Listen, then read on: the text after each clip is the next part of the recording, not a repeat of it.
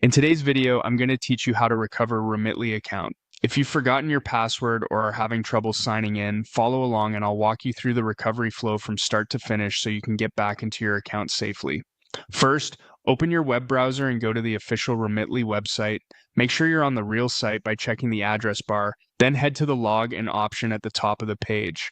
On the sign-in screen, look for the forgot password, link and select it. This takes you to the password reset flow. You'll be asked for the email address associated with your Remitly account. Type in the same email you used when you created the account and take a second to double check for typos. An extra character or a missing dot can prevent the reset email from arriving. When you're confident it's correct, click Continue. Remitly will send a message to your inbox with a verification code. Keep your browser tab open and switch over to your email. If you don't immediately see the message, give it a minute, then refresh. Also, check your spam, junk, or promotions folders and consider searching your inbox for the word Remitly or verification code to surface it quickly. When you find the email, note the code so it's ready. Return to the Remitly tab and click Continue to move ahead in the flow. Next, you'll be asked to confirm your date of birth to verify your identity.